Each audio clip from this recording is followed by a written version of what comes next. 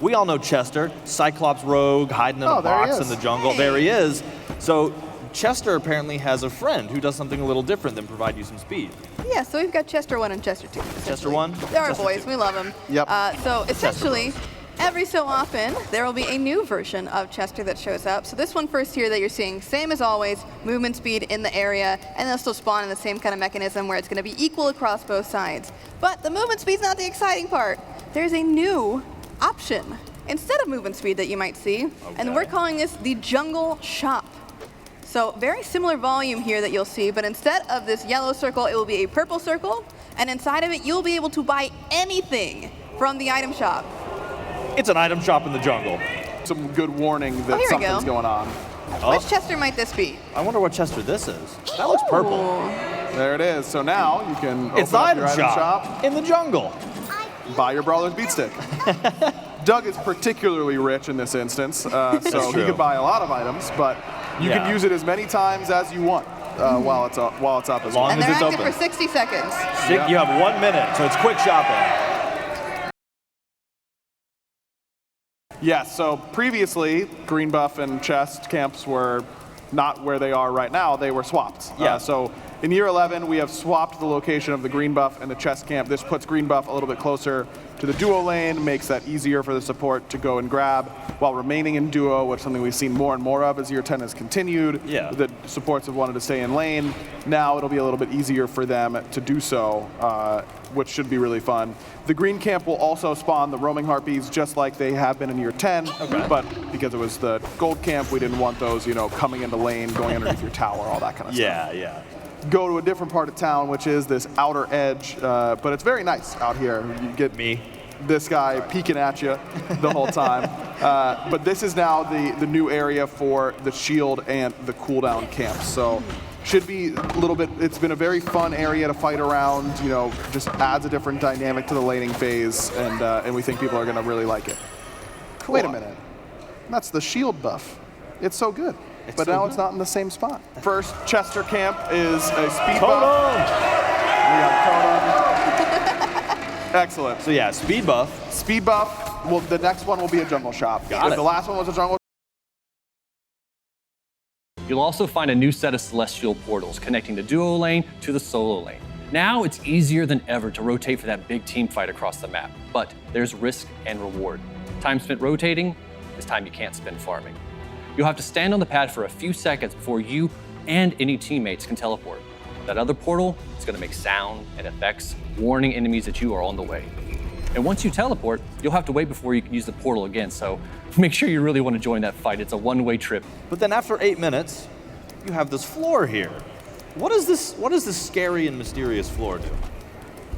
Well, if you just stand on it and all these align, we are in solo buff. You're on the other side of the map now. Yeah, it's the teleporters. It's the teleporters. We have teleporters now.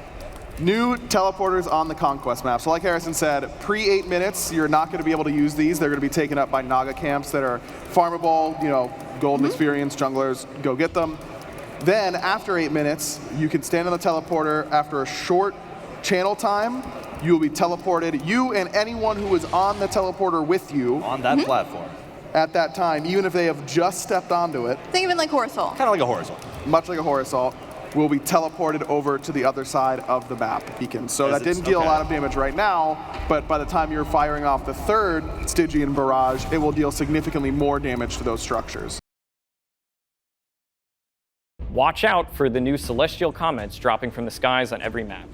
These fall in a semi-random location and can be attacked for gold and EXP.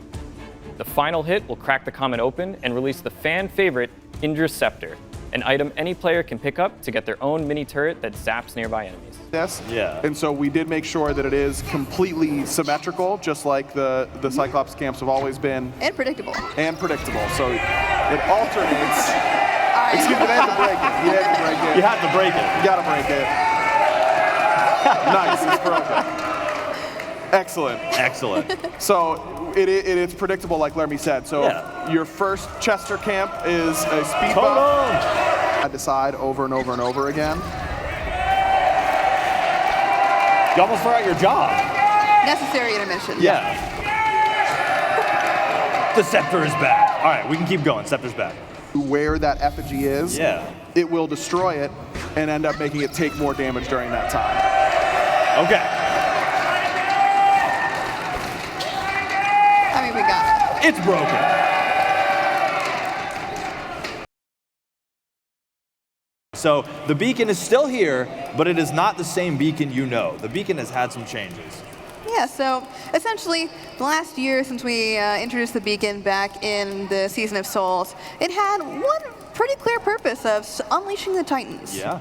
Titans are tired now. They fought a lot. They fought a lot. They're going to hang out in the base for now. But instead of unleashing the Titans, there's a brand new reward for capping the beacon, and this is the Stygian Barrage. Okay, that's an intimidating name. What does the Stygian Barrage do? Well, you see all those pesky enemy towers that are kind of in your way? Huh. That has less health now. The Stygian Barrage will deal damage to all, or the first available enemy structures. The active structure. Exactly. The tier 1's up, it'll deal damage to the tier 1. If the tier 2 is the furthest one up, then it will deal damage to the tier 2. Okay. And even to the Phoenixes. And our old pal, the Fire Giant, has learned some new tricks. First is an all-new ability, Firefall, a beam of, you guessed it, fire. This slow-moving beam heals the FG for the damage it deals, so be sure to stay out of the way. There's also a new mechanic to the fight, effigies. If CC'd, these will grant your team a buff to help fight the Fire Giant. And last but not least, it's now easier to tell when the Fire Giant has become enhanced with new materials and abilities. Yeah, Fire Giant, I mean, the Titans are a little bit sleepy. They don't want to get unleashed anymore, but the Fire Giant is just getting started still. So he has a brand new attack for year 11 called Firefall. It'll be a giant beam of light that comes down from the sky and follows the targeted god until the move is over, knocking up all gods in the area if it expires. So it'll be in the flow of the typical Fire Giant fight, but it'll be this really cool, I think it was shown off in the keynote a little bit as well. It was. When you get that Firefall animation. It's awesome. Yeah, it's partway through. It's a bit of an extended engagement here as this poor Ratatosker tries to solo the Fire Giant. There it is. Yeah. Oh, there it is. So it'll track you around and then knock up anyone who's around you whenever it's done. So you can use this to do some pretty special things. And what's that? Set up, That's weird. That wasn't there before. it's like a little totem. Very healthy looking An rock. effigy, you might say. Some would say an effigy. Tell us all about the effigy here, Lem. Yes, so the effigy is now a new feature that spawns when the Fire Giant hits 85% of its health. The effigy has 750 health and no protections, and it can be damaged by both basic attacks and abilities. When the effigy is destroyed, the Fire Giant takes 15% more damage from all sources. So be careful when you're killing it, because that includes your enemies too. Yeah. Yes, it just exposes the Fire Giant to taking more damage, so it's a great way to burn it down, things like that. But I think the coolest part